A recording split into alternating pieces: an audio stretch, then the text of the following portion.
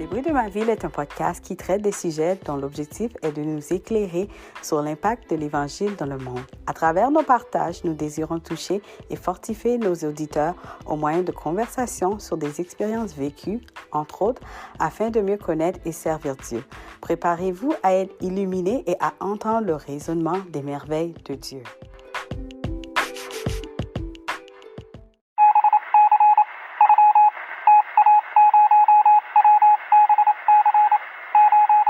Allô à tous, bienvenue pour un autre épisode sur les bruits de ma ville. Aujourd'hui, on va parler d'amour, de célibat, de mariage et de Passion 37.4.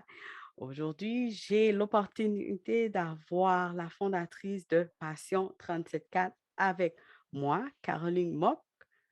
Et puis, nous allons parler d'amour, de célibat et de toutes sortes d'autres choses. Donc, merci Caroline d'être venue à Les Ça me bruits de fait ma vie. plaisir. Merci de l'invitation. Bienvenue. Donc, peux-tu nous parler un peu de ton parcours et juste te présenter un peu? Mmh.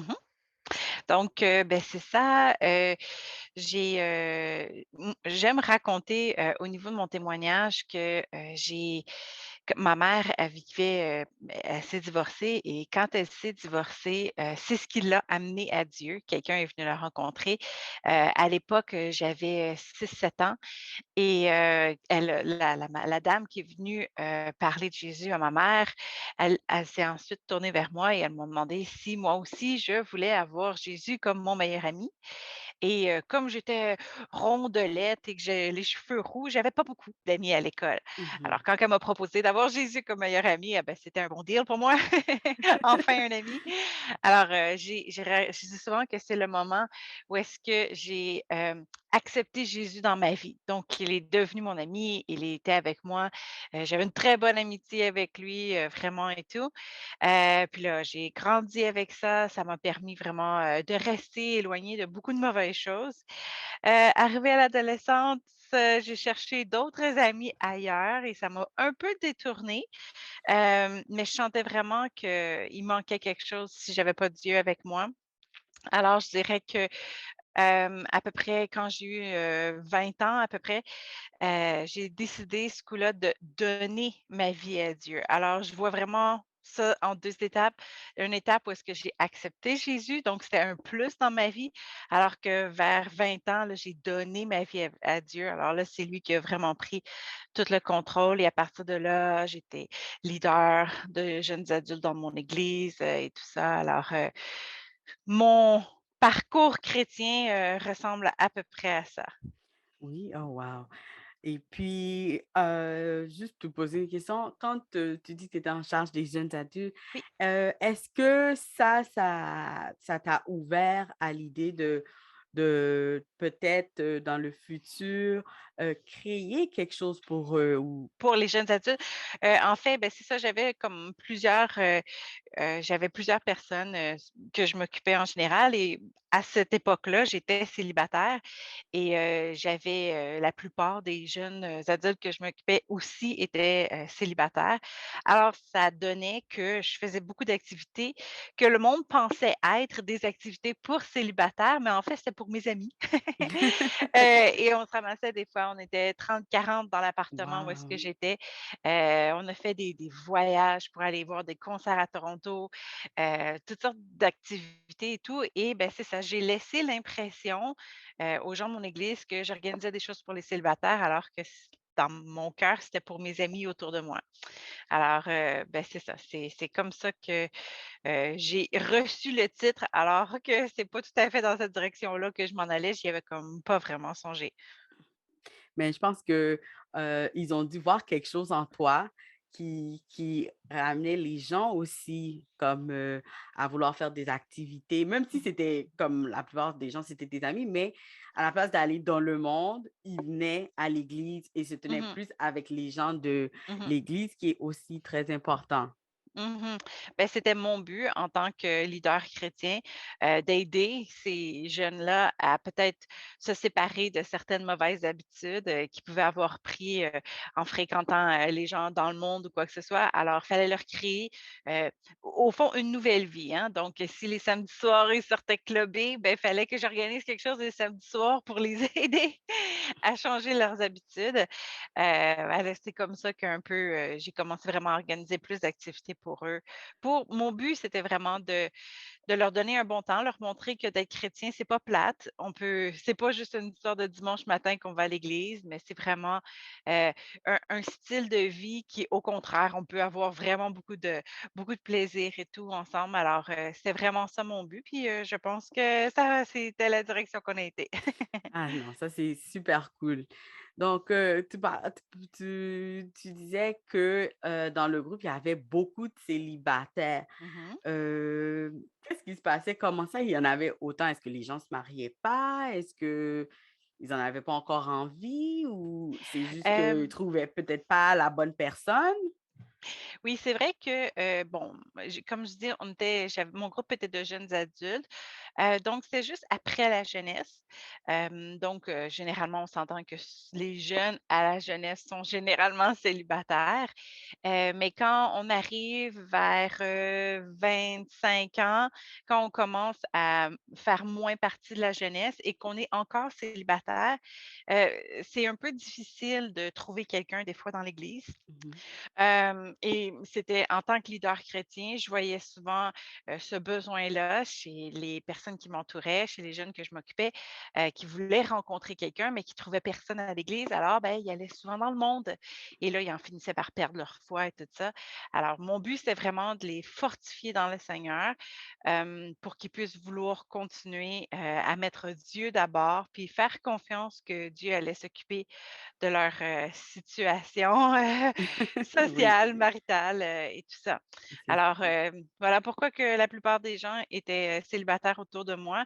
C'est ça, c'est qu'ils venaient de terminer l'âge de la jeunesse et ils n'avaient pas trouvé nécessairement quelqu'un ou ils venaient d'accepter le Seigneur. Ils étaient à l'université, ils venaient d'accepter le Seigneur et il n'y avait pas vraiment encore, de mariage. La plupart des jeunes que je m'occupais à l'époque étaient, en bas de 30 ans, donc il n'y avait pas encore, de i mariage. ils recherchaient pas ça trop parce qu'ils Non, étaient non. dans un Ils recherchaient, oui, mais pas aux mmh bons endroits. oui. Alors, c'était ma responsabilité de leur, procurer un meilleur environnement, quelque chose de plus simple pour eux, pour pas nécessairement pour trouver quelqu'un, mais juste pour être vraiment solide en Christ, parce qu'une personne qui est passionnée par Christ va pas attirer les gens qui sont dans le monde, ils vont attirer d'autres personnes qui sont en Christ. Alors voilà, c'était vraiment la mission que je m'étais donnée à l'époque. Exactement, merci. Je me rappelle une fois j'avais entendu, ton témoignage comme j'ai été aussi à certains événements et toi, en tant que célibataire, comment tu as fait pour rencontrer ton mari actuel ou comment ça s'est fait? Oui. C'est ça. Donc, moi, j'organisais plein de choses, alors j'étais extrêmement occupée. J'avais pas vraiment beaucoup le temps de chercher quelqu'un. Mmh.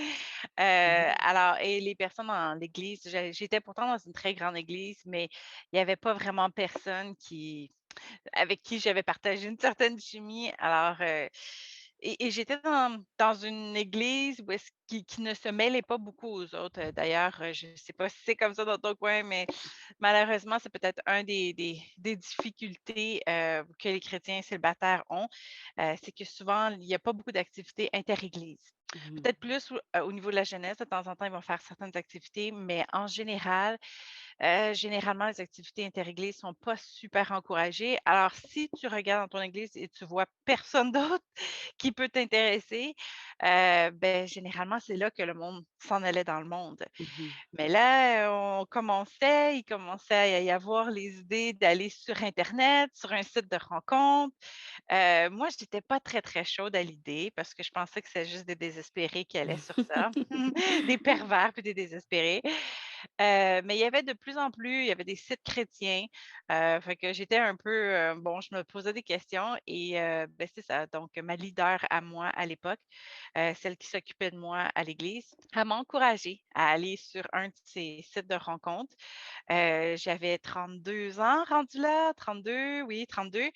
Alors j'ai décidé de bon d'accord, je vais m'essayer même si je me disais: «Si ça fonctionne pas, ben ça va être de sa faute à elle». Quelqu'un à Alors blâmer.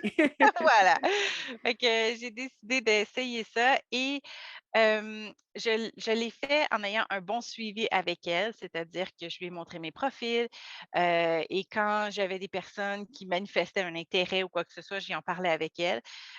Des fois, elle me ramenait les pieds sur terre, et ça a été une expérience très positive dans mon cas. Ça m'a permis vraiment de parler à d'autres chrétiens, et donc de voir que certaines de mes idées étaient peut-être pas réalistes, Mhm, hem, et ou étaient peut-être c'était le contraire, c'était je pensais que c'était pas important, mais en discutant avec d'autres personnes, là, je réalisais que non, ça, c'était quelque chose qui était très important pour moi.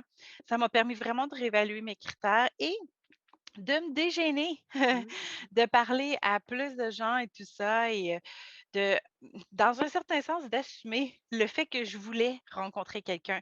Parce que c'est une des autres choses, des fois les célibataires, chrétiens, ils ont étonnamment, ils sont presque gênés de dire qu'ils sont célibataires. mhm, Comme si des fois, peut-être, ça peut avoir un sous-courant dans l'Église comme quoi que si tu es célibataire, c'est que tu as un problème, il y a quelque chose que tu as fait que tu as pas fait ou quoi que ce soit mhm. et donc il y a beaucoup de chrétiens qui osent pas avouer vraiment qu'ils sont célibataires. Alors d'avouer qu'ils vont chercher quelqu'un, ah ben là, c'est encore non, oublie ça. Ouais, c'est vrai. Fait que c'était difficile, mais je suis bien fait de le faire, parce que j'ai rencontré mon mari effectivement sur ce site-là. Donc moi, j'y allais sur le site parce que j'avais pas beaucoup de temps à consacrer à la recherche de quelqu'un Mhm, et donc avec cette méthode-là, ça me permettait d'y aller une fois par semaine. J'allais regarder mes emails, j'allais répondre et tout ça. C'était plus utile pour moi alors que mon mari, Toby, lui, il s'était inscrit aussi au site de rencontre parce que, dans l'endroit où il venait de déménager au Québec, parce qu'il vient de l'Alberta et il venait de déménager au Québec, il connaissait personne, il connaissait pas beaucoup vraiment les églises et tout ça, alors ça lui permettait de se familiariser avec le monde qui était là et lui, c'est un homme extrêmement gêné. Alors, il aurait jamais été dans un événement, puis devoir parler à quelqu'un, ça aurait été vraiment sa mort. Alors que derrière un écran, il se sentait un peu plus en confiance et tout ça. Alors, c'est pour ça qu'il s'était inscrit sur un site de rencontre et ben, on s'est donc rencontrés sur un site de rencontre chrétien et voilà, on est mariés maintenant depuis 10 ans avec 2 enfants. Donc, c'est une belle histoire. Donc, Mmh. après cette rencontre, on va Mmh. dire, vous avez pu cheminer Mmh. ensemble. Oui, cheminer ensemble. Et puis, est-ce que une Oui, fois que tu l'as rencontré, c'est un peu dégêné? Parce que, bon, vous êtes mariés oui, maintenant, mais oui. Ben, nous, on dit souvent que tous les couples en fréquentation vont être testés de 2 façons.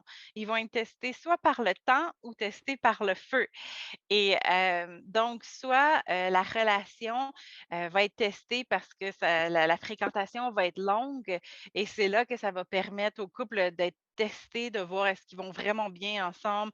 Est-ce qu'ils sont capables de patienter? Est-ce ils ont vraiment la même vision pour grandir? Ou ils peuvent être testés par le feu, c'est-à-dire qu'il peut y avoir plein de choses terribles qui se passent et à travers, les épreuves et tout ça, c'est comme ça qu'ils voient si vraiment ils peuvent être ensemble et Toby et moi, on a été extrêmement éprouvés par le feu. Je pense que c'était une des pires périodes de la vie de Toby quand je l'ai rencontré, au niveau travail, au niveau de son coloc, c'était horrible et moi, personnellement, dans ma vie, je vivais aussi, une situation justement au niveau des jeunes que je m'occupais. Il y avait eu des catastrophes, des personnes qui me faisaient des scènes terribles et tout. C'était un moment vraiment très angoissant de ma vie et lui aussi. Alors, on était tous les 2 dans le pire, un des mmh moments les plus angoissants de nos vies. Alors, on vivait des insécurités beaucoup. Alors, on peut dire qu'on a été testés par le feu parce que, on avait nos émotions vraiment, comme je pourrais dire, raw. On était complètement, nos émotions étaient pures et c'était vraiment, des fois, comme explosif, puis ça nous a forcés à confronter, nos peurs et nos blessures et tout ça assez rapidement. Alors dans notre cas, c'est comme ça qu'on s'est rendu compte que, oui, on était bien faits pour se marier l'un l'autre Oui. parce que devant les obstacles, on est restés unis et on était bons pour s'encourager l'un l'autre dans chacun des épreuves qu'on vivait. Alors ça a vraiment été, notre, façon de réaliser qu'on était faits l'un pour l'autre. Et pour ce qui est, de notre temps de fréquentation, la façon qu'on faisait pour, se garder, Mhm, c'est d'être, le moins souvent toute seule, faire plus des activités de groupe et d'être redevable mhm. aussi. À Ça, une autre c'était personne. ouais, Mhm. exactement. Et ben, d'avoir des buts, de savoir, où est-ce qu'on veut aller, puis de réfléchir à l'avenir et tout ça et de servir le Seigneur. Donc durant notre temps de fréquentation, on ne servait pas encore les célibataires parce que, on n'était pas trop, Dieu nous avait pas parlé là-dessus encore. Alors, Toby fait de la guitare, moi je fais du piano, alors on travaillait beaucoup au niveau de la louange.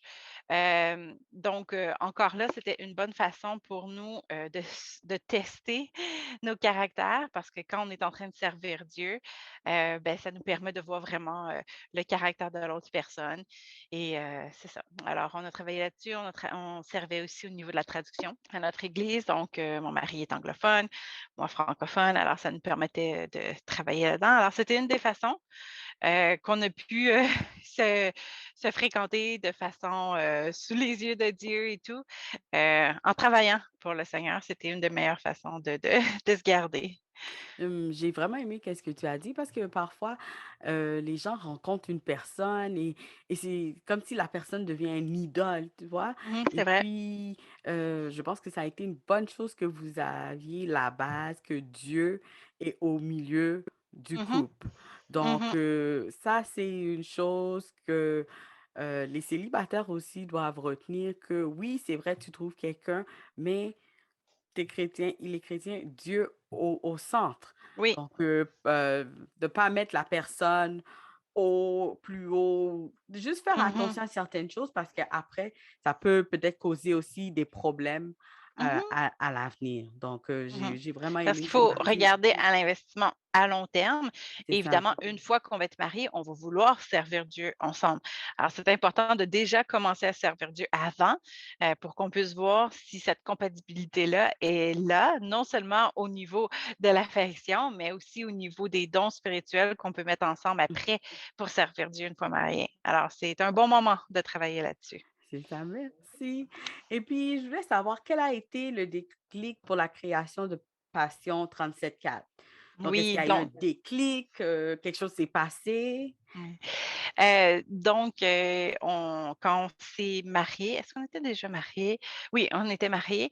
Une fois qu'on était mariés, il y a des gens qui ont commencé à se plaindre à l'église de dire: «Ah, maintenant que Caroline est mariée, elle fait plus rien pour les célibataires». Alors que comme j'ai dit tantôt, pour moi, dans ma tête, j'ai jamais rien fait pour les Pour les célibataires. célibataires. Parce que j'étais comme: «Mais non, je le faisais pour mes amis, pas pour» bon, ils étaient célibataires, mais en tout cas, bref. Alors, un des couples pastoraux de l'Église nous ont approchés pour nous dire ça et quand ils nous ont dit ça, c'est venu vraiment, travailler notre cœur parce qu'on s'est dit: «C'est vrai qu'il y a rien qui se fait vraiment pour les célibataires». Mmh. Puis c'est vrai que j'ai vraiment un cœur, puis je crois que la société est basée sur des mariages saints. Mais si dans l'Église, les célibataires n'arrivent pas à trouver quelqu'un et qu'ils décident d'aller dans le monde, et beh, déjà, on part pas sur une bonne base. Alors comment qu'on peut construire une société chrétienne, une société qui a des bonnes valeurs si la base, le mariage, est déjà pas bien construit? Alors on avait vraiment toutes les 2 à cœur, les célibataires. Je pense que tous les versets qu'on lisait dans la Bible, ça donnait tout le temps qu'on trouvait que c'était pour des célibataires. On avait le goût d'organiser des activités pour eux et tout ça. Alors, c'est ce qu'on a fait. C'est comme ça qu'on a décidé de commencer à organiser des choses pour les célibataires. À cette époque-là, c'était à notre église. Et là, on faisait des activités et durant les activités, souvent les célibataires venaient nous voir, parce qu'on était mariés. Alors, ils demandaient des conseils et quand on donnait des conseils, ils étaient vraiment je voyais que les célibataires avaient soif de conseils bibliques, de qu'est-ce que la Bible dit sur telle chose et tout. Alors, ben, là, on a commencé à faire quelques conférences, puis il y avait plus de gens qui venaient aux conférences que de gens qui venaient aux activités sociales. Mhm. Alors, on se disait comme: «Ah OK, ben, on voit qu'il y a vraiment un besoin d'enseigner» et Dieu mettait vraiment beaucoup d'enseignements, pour les célibataires. Alors, on a commencé à faire un blog, Heu, en, en janvier 2015, si je me souviens bien, on a commencé à faire un blog, puis là, il fallait donner un nom au blog. Mhm. Alors, on a décidé de l'appeler Passion 37.4, ce qui vient du psaume 37.4. Le psaume 37.4 qui dit: «Fais de l'Éternel tes délices, il te donnera ce que ton cœur désire». C'est un verset qu'on utilise souvent pour les célibataires, parfois pris un peu hors de contexte, mais ça, on en on en reparlera. Et c'est ça. Alors, c'est comme ça, on a commencé par faire un blog et on a vu les gens avaient soif, avaient des bons commentaires et tout ça. Et au fil des mois, arrivé vers, cet été-là, je me suis dit: «C'est bien que s'occuper des célibataires de notre église», mais je me rendais compte que la plupart des célibataires rencontraient quelqu'un d'autre en dehors de leur église locale. Alors, on a fait de petites enquêtes, petites recherches et on s'est rendu compte qu'effectivement, seulement 10% des couples se forment dans l'église locale. La plupart des autres couples se forment en dehors des églises, soit dans des concerts, dans des missions, à travers les amis, à travers des sites de rencontres et tout ça. Alors, on s'est dit, il faudrait vraiment qu'il y ait un support ministériel en dehors de l'Église pour pouvoir permettre justement aux célibataires de se rencontrer. Et c'est là qu'en septembre de cette année-là, en septembre 2015, on a fait notre première conférence pour célibataires inter-Église. Et là, ben, à partir de là, ça a juste continué. La conférence, le blog a continué. On est rendu à au-dessus de 300 articles. Euh, le vlog, les podcasts, les activités, régionales et tout ça. Alors, c'est comme ça qu'après, tout a déferlé. Mais vraiment, c'est une belle histoire parce que la réalité est que, comme tu disais, parfois, on a des gens dans notre assemblée et puis la personne, bon, il y a personne aux alentours, elle quitte et elle prend quelqu'un du dehors. Donc, Mhm. moi, en regardant cela, je me dis, c'est comme si on perd quelqu'un, Mhm. on perd une personne parce qu'on ne sait jamais, peut-être la personne elle-même va retourner dans le monde. Donc, c'est comme Mhm. on perd une âme Mhm. qui faisait partie du royaume de Dieu et puis, bon, qui s'est mis avec quelqu'un. Bon, Mhm. parfois, ça se passe bien. On peut dire que la personne peut suivre l'autre personne, mais la plupart du temps, Non. non. Donc, Mhm. je pense que ça, c'est vraiment quelque chose qui devrait, Besoin. Ouais. oui, qui devrait nous tenir à cœur Mhm. aussi en tant que personne célibataire, mariée, ceux qui ont des enfants, pas d'enfants, mais aussi regarder alentour de nous et voir ces gens-là et prier pour eux aussi, c'est important parce que Mhm. des fois, eux autres aussi sont tentés à peut-être, ben, Mhm. c'est trop quoi, je vais Ah, juste toujours. prendre quelqu'un. Oui, tout, Oui. c'est ça Mhm. exactement. Donc, tu as dit qu'au début, quand ça a commencé, Passion 37.4, les gens ont bien réagi. Donc, les Mhm. gens, est-ce que c'était juste les gens de la ville, de ta ville, ou il y a des gens qui entendaient parler de ça et qui venaient de d'autres villes aussi? Ben oui, je dirais, on a beaucoup utilisé les médias sociaux pour pouvoir, parler de Passion 37.4. J'ai vu chez les célibataires qui venaient dans nos événements, le besoin être rencontrés. Je les voyais, la plupart des célibataires arrivaient tout stressés, là. Ils avaient peur d'arriver dans un marché de viande, comme on dit. Mhm, Donc c'est vraiment pas ça qu'ils voulaient, mais quand ils arrivaient, dans une de nos activités, puis ils entendaient un enseignement, puis qu'ils se sentaient fortifiés, qu'ils se sentaient rapprochés, qu'ils voyaient qu'il y a d'autres chrétiens qui sont aussi en feu pour Dieu et là, ça les encourageait. Alors j'ai vraiment vu un sentiment de répit, d'encouragement, d'espoir dans tous les célibataires qui venaient. Alors la réaction a vraiment été très bonne, partout où est-ce qu'on a été, à chaque fois qu'on allait dans un endroit, il y a quelqu'un qui était d'une autre ville. Alors quand on allait dans une autre ville, il invitait d'autres personnes et tout ça et les célibataires ont toujours été on nous ont toujours donné un super bel accueil. Heu, on voit qu'on a vraiment été pour, rencontrer un besoin et c'est sûr que ça nous motive. Ça, c'était la réaction des célibataires.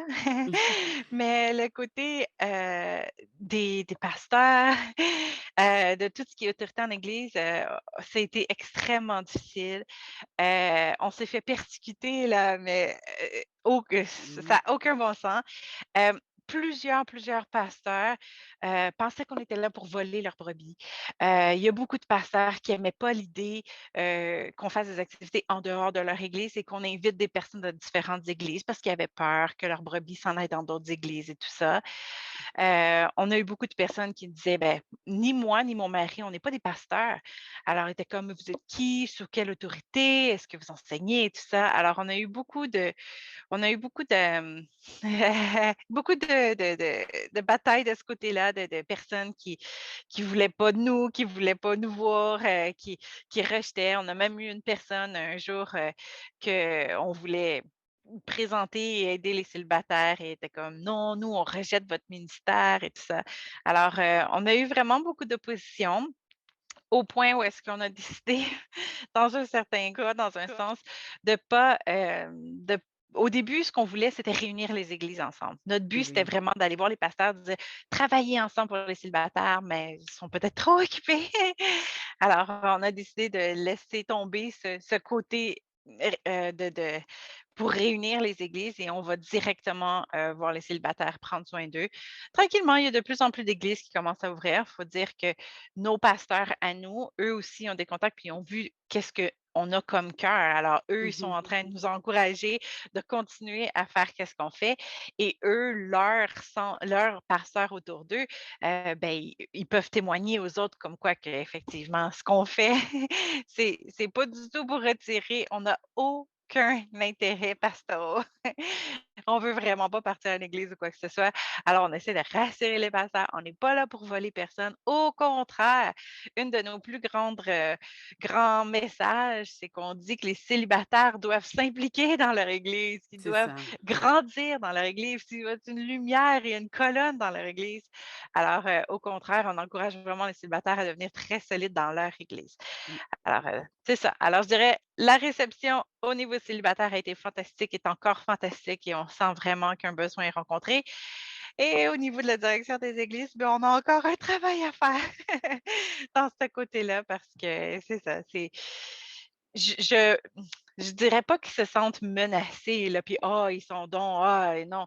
Je comprends très bien que pour un pasteur qui doit prendre soin de son troupeau, de savoir que certaines de ses brebis qui sont dans un autre événement que lui n'a aucun yeux sur cet événement, sait pas qu'est-ce qui se passe. Je comprends à quel point que pour un pasteur, ça doit être stressant, Mmh. heu et tout ça. Alors, on invite les pasteurs à apprendre à nous connaître et à voir que c'est vraiment on n'a aucune intention. Alors, on essaie de les rassurer autant qu'on peut et par la grâce de Dieu, ça se fera quand ça se fera.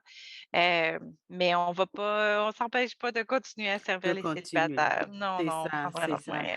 Parce que la façon donc moi je vois, les célibataires dans les églises, heu, il faut que nous, en tant que chrétiens, arriver à un point qu'on puisse aussi avoir des familles solides, chrétiennes. Mais si quelqu'un, en tant que célibataire, tu ne rencontres personne et comment tu vas arriver à Mmh. avoir une famille? Parce que l'église, honnêtement, on peut se dire que la roue tourne. Donc, Mmh. les gens qui avaient peut-être 10 ans, Mmh. il y a 10 ans passés, ils ont 20 ans. Ceux qui avaient peut-être 20 ans, ils ont 30 ans. Donc, la roue tourne, les choses avancent. Donc, mais s'il y a plusieurs personnes, année après année, qui passent, il y a pas de mariage, il y a rien. Qu'est-ce qui va L'Église, arriver? oui, c'est ça. L'Église va continuer à se vider. C'est vraiment pas ça qu'on veut. Au Qu'on contraire, veut. on veut des églises solides. Et je crois que ça passe pas seulement par le mariage. Je crois que les célibataires eux-mêmes peuvent avoir un grand impact dans l'Église quand qu'on n'est pas toujours en train de les pointer du doigt comme étant ceux qui veulent se marier. Je Mhm. pense qu'un célibataire est pas là juste pour se marier. Ça dit dans Corinthiens 7 qu'un célibataire est là pour se donner entièrement à Dieu. Alors je crois qu'un célibataire dans une église, ça devrait être la personne la plus en feu dans l'église, la personne la plus utile pour son église et c'est ça. Alors je pense que des fois, i les célibataires peuvent être mal vus. Des fois, il y a beaucoup de célibataires qui sont divorcés. Alors les personnes les voient peut-être comme instables ou qui ont manqué quelque chose. Alors que si tu es une personne divorcée, tu peux apprendre de tes erreurs et après enseigner aux autres pour pas faire ces erreurs. Alors tu peux être une personne influente et importante dans ton église et c'est ça. Alors je trouve que c'est très important de prendre soin des célibataires. Je crois qu'ils ont une part très importante. Surtout que quand on regarde les statistiques, je crois que c'est une affaire comme 51% des personnes, des membres des églises sont célibataires. Alors, je pense que c'est vraiment important de penser à eux. Dans les églises, on parle beaucoup de la famille. On dit Dieu est le Père. On parle de l'épouse de Christ et tout ça. Alors, tout est vraiment axé beaucoup sur la famille. Et des fois, les célibataires peuvent se sentir un peu qu'il leur manque quelque chose, Mhm. qu'ils font pas partie de la gang parce qu'eux sont pas en famille ou quoi que ce soit et des fois, ça peut devenir une obsession pour eux. Alors que si on les amenait à les valoriser au niveau de qui ils sont en ce moment, que oui, ils peuvent avoir eu des erreurs ou que oui, ils ont des craintes à avancer, mais Dieu peut les utiliser puissamment où est-ce qu'ils sont et Dieu peut faire une œuvre extraordinaire à travers leurs erreurs et tout ça. Je pense qu'on aurait des églises beaucoup plus fortes si on les valorisait encore plus de ce côté-là. C'était pas du tout dans ta question, mais c'est pas grave. Non, c'est correct. Moi, c'était dans mon autre question qui était quels OK. sont les défis des célibataires? Donc, avec Mmh. ceux les gens que tu as Mmh. rencontrés, avec ceux que tu as pu parler, quels sont leurs défis au-delà Mmh. des rencontres, comme par exemple le regard des autres ou Mmh. quels sont leurs défis? Ben, entre autres, un des défis, des célibataires, c'est, qu'ils ont des attentes irréalistes souvent. On parle beaucoup aux célibataires, de faire une liste de critères et tout ça et on en parle tellement de: «Tu dois chercher tel genre de personne, tu dois faire ci, tu dois faire ça, tu dois faire ça», qu'ils se mettent une liste de critères tellement énorme, que c'est impossible de trouver quelqu'un avec cette liste-là. Donc je pense que, on peut tellement vouloir, mettre l'image du mariage sur un plateau doré, que quand les célibataires, voient quelqu'un qui est peut-être, pas tout à fait, parfait, quelqu'un qui a encore des défauts ou quelqu'un qui est un peu maladroit et tout ça, ben, ils vont pas accepter la personne. Ils vont avoir des attentes trop grandes, trop irréalistes alors que ben, il y a personne de parfait et on est tous en processus et Dieu, il est le maître pour transformer un charbon en diamant. Alors, c'est ça. Fait que je pense que ça, c'est une des premières choses. Un des défis, c'est que les listes de critères pour les chrétiens sont souvent trop longues. La deuxième chose qu'il y a, comme problème chez les célibataires, c'est qu'ils prennent tout le processus, vraiment trop au sérieux. Alors, ils vont être vraiment comme si, j'ai le goût de parler à une personne à l'église, ben, je vais lui parler seulement si j'ai l'intention de la marier. Parce que sinon, tout le monde va me regarder autour, va me dire: «Oh regarde, ce gars a été parler à la fille, ça doit être parce qu'il est intéressé à la marier». Alors ça met tellement le processus, très lourd que plus personne veut parler à personne. Parce que le monde sont comme: «Ben là, je sais pas moi si je veux marier cette personne-là, alors j'oserais pas aller lui demander de prendre un café». Mais si tu prends pas un café, tu arriveras pas à connaître la personne, alors tu pourras pas savoir si tu veux la marier ou pas un jour. Alors, je pense que, tout ce côté-là est pris trop au sérieux dans le sens c'est trop, on prend trop d'intérêt sur ce côté-là, alors que si on développait plus le côté fraternité dans les églises, qu'entre les célibataires, mais c'est bon de te faire des amis. Alors, parce qu'on dit, hein, on va marier notre meilleur ami. Mhm. Alors, c'est important de développer les amitiés. C'est facile pour les jeunes à la jeunesse de développer leurs amitiés avec d'autres gars et filles. Mais quand il y en a plus de jeunesse, quand que tu viens de passer, l'étape de la jeunesse ou que tu es rendu à 40, 50 ans et tu viens de te divorcer, ben là, des fois, tu as perdu tous tes amis. Alors, c'est important de te refaire des amis et je pense que beaucoup de célibataires chrétiens prennent le processus, pensent juste au mariage et pensent pas à l'amitié. Alors ça met une pression beaucoup plus énorme. Un autre défi des célibataires, c'est qu'ils attendent toujours que l'autre fasse les premiers pas. Donc, la femme, parce qu'on n'arrête pas de dire à la femme que tu dois attendre que le mari te conquiert et tout. Et oui, c'est vrai, tu sais, il faut quand même que ce soit l'homme qui prenne hem, la tête de la famille, mais ça n'empêche pas non plus à la femme d'ouvrir certaines portes, d'être quand même ouverte, de parler aux gens. Parce que si tu es dans une tour d'ivoire et que c'est trop difficile pour toi de t'approcher, ben, la plupart des hommes, ils vont pas faire l'effort. Alors que si tu es quelqu'un d'ouvert, quelqu'un qui parle aux gens, je dis pas de flirter avec tout le monde, mais si tu es quelqu'un d'ouvert, qui parle avec tout le monde, qui est friendly, qui est juste amical avec tout le monde, ben, ça va être plus facile de t'approcher. Et donc, voilà. Alors, je pense que l'idée d'attendre, d'attendre, d'attendre que Dieu présente quelqu'un, que Dieu va faire sonner une personne à ma porte. Tout ce côté-là, dans le jargon chrétien, fait que pour des chrétiens célibataires, ça peut être plus difficile de rencontrer quelqu'un, alors parce qu'ils attendent que Dieu lui-même leur présente quelqu'un. Ça fait, c'est ça. Fait que ça, c'est un des je dirais le dernier plus grand défi, c'est ce qu'on a dit depuis tantôt, c'est le plus grand défi, c'est de trouver d'autres Mhm. célibataires. Parce que comme je disais, le mélange entre les églises ne se fait pas beaucoup. Alors c'est plus difficile de rencontrer d'autres célibataires et ça, c'est la plus grande chose. Alors, il y a différentes méthodes et on espère avec passion de pouvoir, augmenter les opportunités pour les personnes de rencontrer d'autres chrétiens parce qu'il y en a d'autres chrétiens. Il y en a Oui. plusieurs milliers de chrétiens. Comme je disais, 51 des églises sont célibataires. Alors il y en a d'autres. Alors il faut vraiment, c'est ça, il faut juste trouver un moyen de les trouver et pour ça, il faut aller dans les événements, il faut s'afficher, il faut chercher tout ça. Alors, ça serait les grands défis des Des célibataires chrétiens. célibataires. Oui, il y a un autre aussi que je pensais aussi Oui, parfois, il y a des gens qui viennent de différents pays, ils ont la culture, ils ont leur propre, on va dire, idée. Donc, ça aussi, ça peut des fois freiner les rencontres parce que, oh, je viens de tel pays, lui, il vient de tel pays. Ça aussi, oui, ça peut être une des choses, qui peut freiner, un célibataire, une célibataire à pouvoir faire des belles rencontres parce que à cause d'une idée ou d'une idée d'une personne qui vient de tel, c'est ça. tel endroit, peut Oui, faire qu'on peut, comment on oui, dit, manquer une belle oui. rencontre.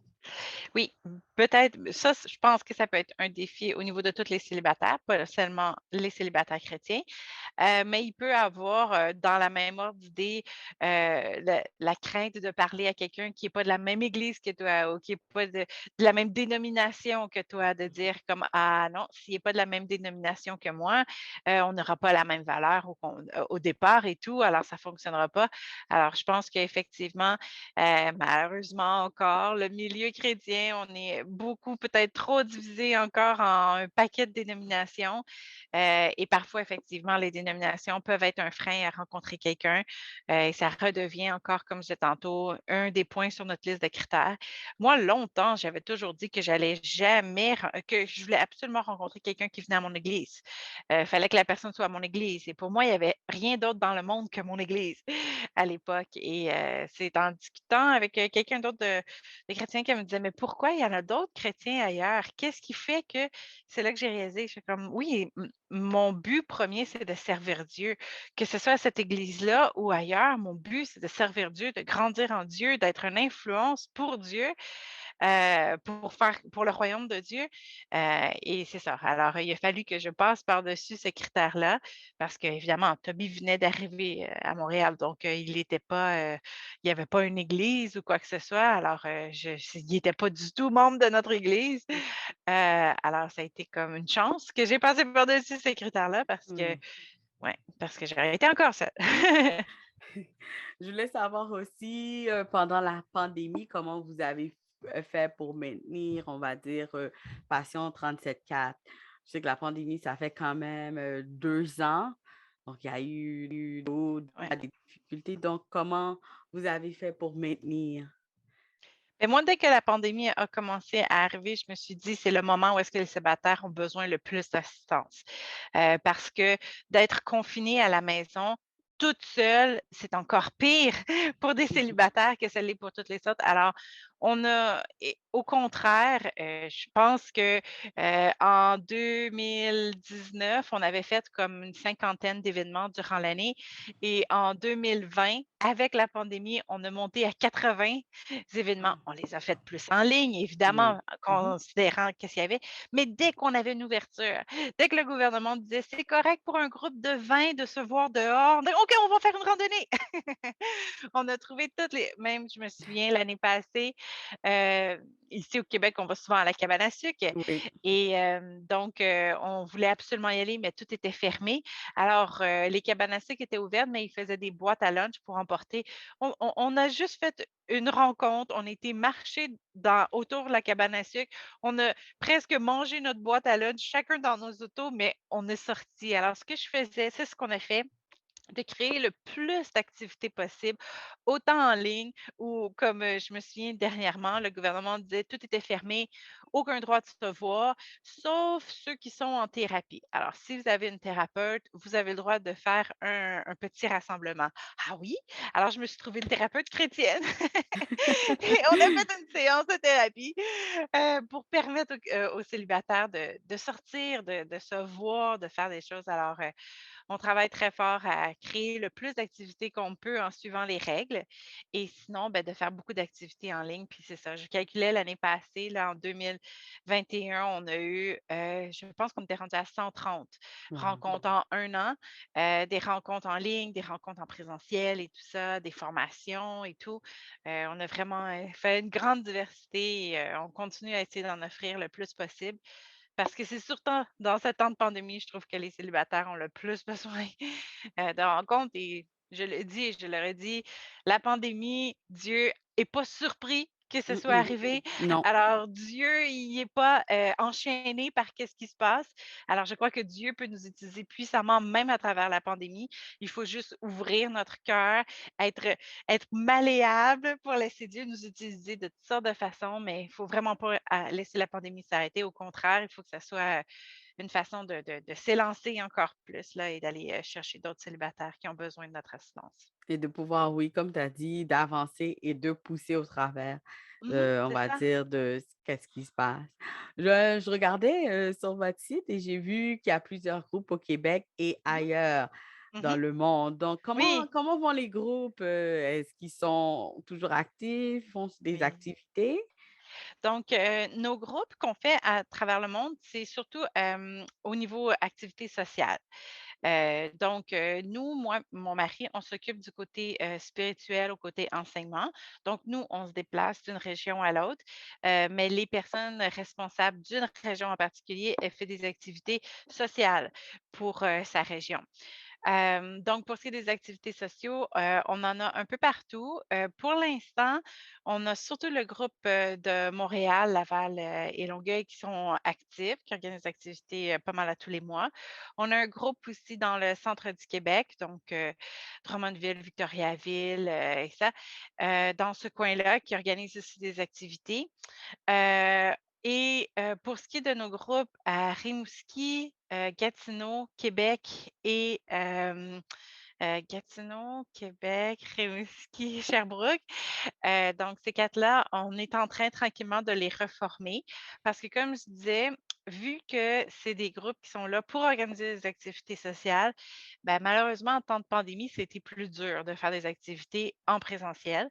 Alors ces groupes-là ont travaillé, ont eu un peu plus de difficultés, mais on est en train de tranquillement se rouvrir. Pendant que le monde rouvre, on Mmh. va recommencer plus à faire, nos côtés, activités sociales-là. On a, notre groupe, en Afrique, au Cameroun qui, eux, continuent très bien, eux autres sont moins confinés qu'ici, alors eux, Qu'ici. ils continuent Oui. leurs activités et tout.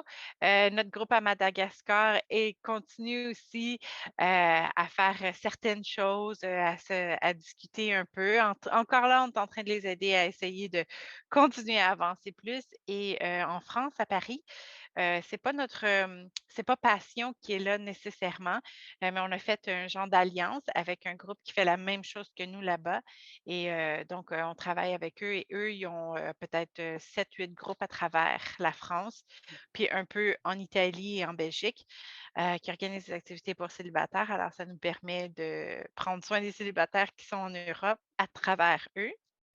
Et c'est ça, là, on espère pouvoir aller les rencontrer, en OK. juin, mais on va voir ce qui va arriver avec toutes les conditions et tout ça là. Oui, je sais que Heu, vous faites, des voyages parfois ou un voyage, en France, à Paris. oui, c'est ce qu'on veut Donc faire, on aurait voulu le faire pour le mois de juin.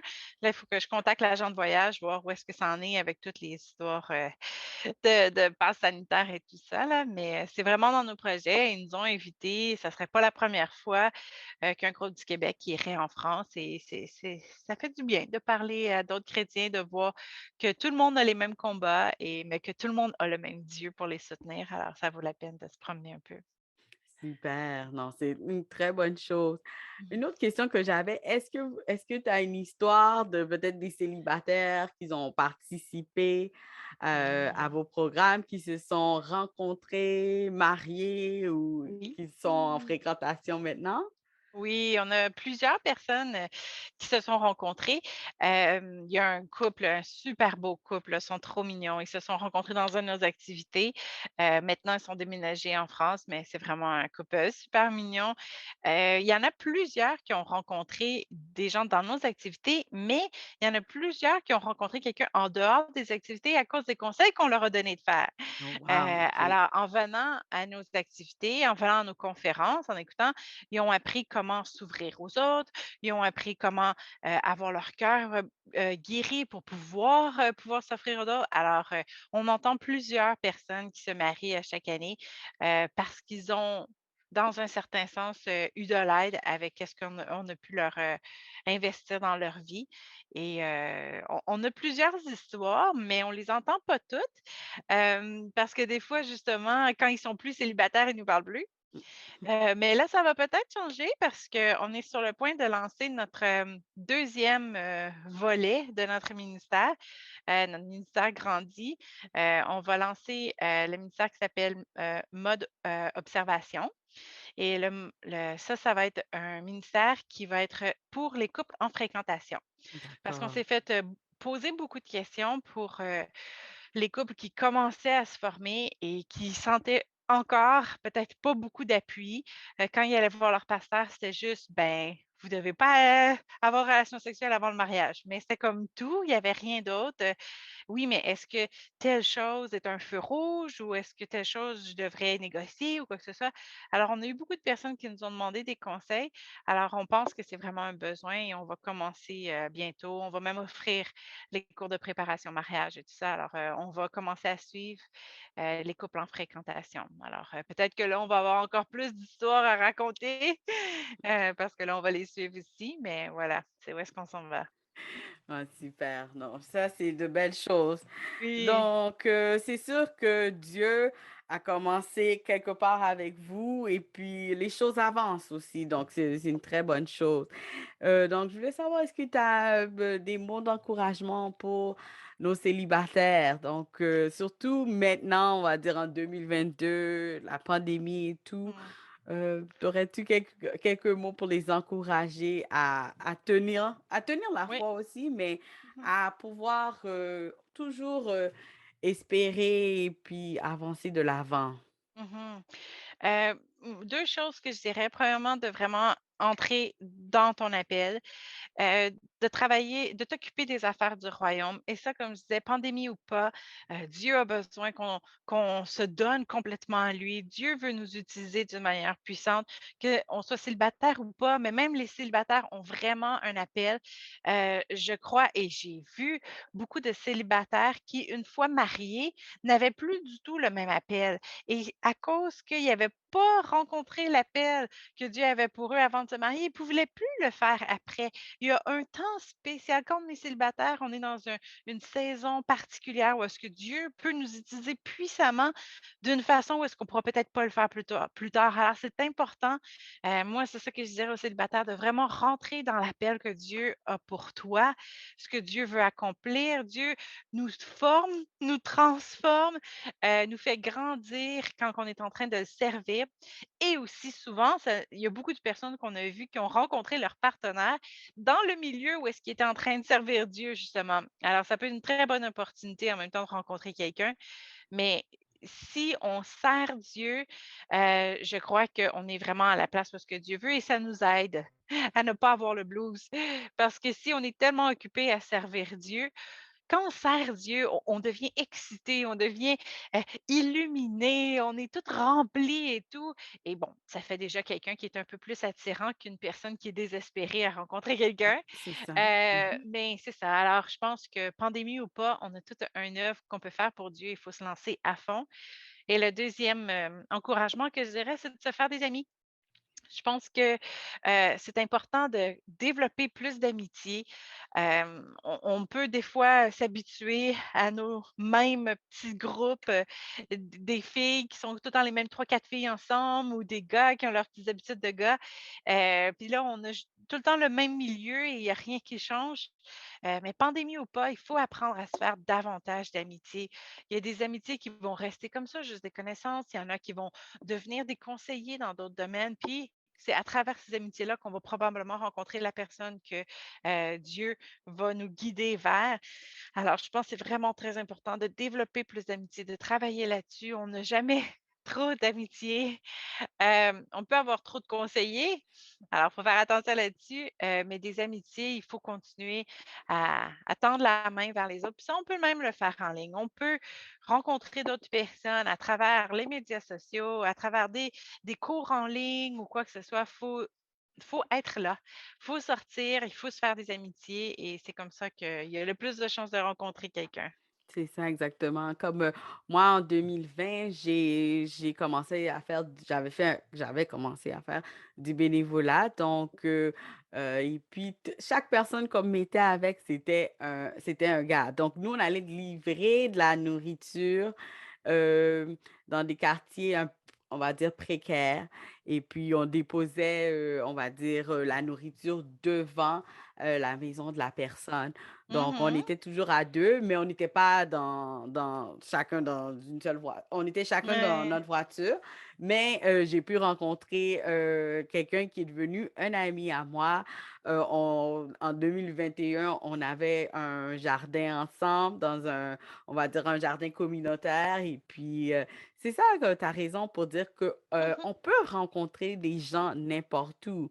Mhm. Donc, et puis, avoir de bonnes amitiés. Donc, cette personne que j'ai rencontrée est retournée dans sa ville, natale, mais c'est quand même quelqu'un avec qui je parle toujours, qui m'a fait Mhm. rencontrer ses amis à lui que cette année, Mhm. elle, son amie à lui, elle m'a dit: «OK, j'ai d'autres gens qui peuvent t'aider avec ton jardin cette année». Donc, comme tu dis, il faut pas se limiter, il faut sortir, peut-être faire du bénévolat, prendre un cours de patinage ou faire d'autres choses Mhm. et se découvrir aussi en tant que Tout à personne. fait. Oui, Puis ça me donne plus de choses à parler quand on rencontre quelqu'un, c'est ça. parce que là, on peut parler, comme tu dis, de jardin, de patins, de ci, de ça, alors que si on était juste là à attendre que la personne se pointe, on aurait moins de points, d'intérêt à partager. Alors ça vaut la peine, oui, Oui, d'essayer plein de choses, c'est une oui. chose. Donc, bon, ben, on va avancer et puis, comme je disais, comme couple marié, comment vous Mhm. gardez la flamme? Parce que je sais que, vous étiez célibataire et maintenant mariés. Bon, les célibataires, c'est sûr, arrivé à un point, ils vont se marier. Donc, comment vous faites pour garder la flamme, Mhm. comme on dit?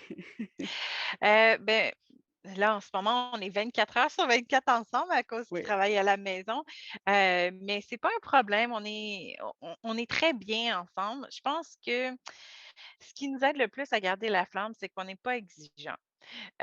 Pour nous, avoir une belle soirée ensemble, c'est pas besoin d'être un restaurant, que je dois toute me maquiller et tout ça.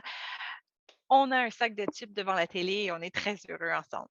Mhm, Je pense que si on encore là, si on est en train de se faire des images de comment devrait être une soirée ensemble, ben, on va être déçus. Alors que si on apprécie les petits moments, heu, et qu'on est un peu moins exigeant, ben, ça permet de garder la flamme comme ça. Ça demande moins. Le feu est toujours allumé au lieu de devoir rallumer la flamme avec un gros feu d'artifice à chaque fois. Non, tu sais, on fait juste l'entretenir, au quotidien. Et l'autre chose que je dirais, et de là, tout ce que j'ai dit pour les célibataires, je pense le fait que mon mari et moi, on sert le Seigneur ensemble, le fait d'avoir un projet ensemble. Puis je pense que c'était une des raisons, ben, c'était quand Dieu a dit, à l'homme et à la femme, tout ça, qu'il les a mis ensemble, il leur a dit: «C'est pour être féconds, se multiplier». Il leur a donné un projet. Ils avaient quelque chose à faire et je pense que c'est ça, une des choses importantes dans un mariage. C'est pas juste, bon, je suis mariée, je vais faire des enfants et bon, voilà, j'ai fait mes enfants et là, après, on va les faire grandir et non, Dieu veut qu'on puisse servir ensemble. Et c'est pour ça que je disais qu'une fois, quand tu es en fréquentation, commence déjà à servir avec l'autre personne pour voir comment l'autre se rapproche de Dieu, est à l'écoute de Dieu, à l'écoute du Saint-Esprit, pour voir comment vous allez continuer à travailler ensemble une fois mariés. Mais d'avoir ce projet-là ensemble, ça nous unit beaucoup, quand on a, ces soirées c'est drôle, moi ça me fait souvent rire de dire que, on n'a pas célébré le 14 février, depuis 11 ans, 10-11 ans, parce que le 14 février, moi puis mon mari, on fait toujours quelque chose pour les célibataires. d'accord. Même si comme là, c'est en ligne ou quoi que ce soit, on passe notre soirée à les servir. Quand que c'était en présentiel, je me souviens de les voir à la portée des cafés. Voulez-vous quelque chose à manger? On va faire des jeux. On est toutes les 2 dévouées ensemble à donner, à servir. Puis quand ces soirées-là sont terminées, on s'en retourne ensemble à la maison, puis on est remplis de joie. On est tellement contents. On a servi ensemble, chacun selon nos talents, mais on a eu les personnes, comment qui ont été joyeuses, comment ça nous a apporté, nous, et tout ça. Alors, je pense que, nos meilleurs date night, c'est quand on est en train de servir les célibataires dans notre cas, mais ça peut être, chaque, couple marié doit trouver où est-ce que Dieu veut les utiliser et je pense que c'est une des meilleures façons de garder la flamme, c'est de servir ensemble le Seigneur. Je pense que c'est vraiment effectivement nos meilleurs date nights, c'était quand on était en service. Mais aussi toutes les petites soirées, les petites attentions, pas besoin d'être des gros feux d'artifice. Ça aussi, ça garde, la flamme. La flamme. Et puis, je voulais savoir, en tant que servante de Dieu, toi et ton mari, qu'est-ce que vous voulez voir pour les célibataires et les couples mariés? Mmh. Qu'est-ce que vous aimeriez voir pour eux? Ben, comme je pense j'ai dit, à plusieurs reprises à date, je continue à croire et à vraiment vouloir mettre l'emphase sur l'importance de rentrer dans notre appel, de voir où est-ce que Dieu veut nous appeler, comment est-ce qu'on peut le servir, comment est-ce qu'on peut faire grandir le royaume de Dieu. Je continue à croire que Dieu nous a pas sauvés pour nous donner une belle vie sur la terre, mais Dieu nous a sauvés pour faire grandir son royaume et c'est quand on est en train de faire grandir son royaume qu'on est le plus épanoui, qu'on est le plus heureux. Alors, c'est pas juste parce que, oh, on a un Dieu qui veut qu'on travaille. Non, c'est parce que Dieu sait que quand on est en train de le servir dans l'appel qu'il a mis dans notre vie, c'est là qu'on est le plus épanoui, qu'on dort le mieux le soir et tout ça. Alors, je crois que c'est le message que je voudrais dire le plus. C'est autant célibataire qu'au couple marié. Vraiment, rentrer dans votre appel, commencer à servir Dieu dans vos dons, vos talents pour faire grandir le royaume de Dieu parce que de un, c'est ce qui fait plaisir à Dieu, mais c'est aussi ce qui va nous faire le plus plaisir, puis il va nous faire sentir le plus accomplis. Ah, merci beaucoup pour tes mots. Je voulais te dire merci beaucoup, Caroline, de m'avoir accordé cette entrevue. J'aime beaucoup Passion 37.4. J'ai participé aux activités, je vous ai déjà rencontrés, on va dire au Québec et aussi à Gatineau.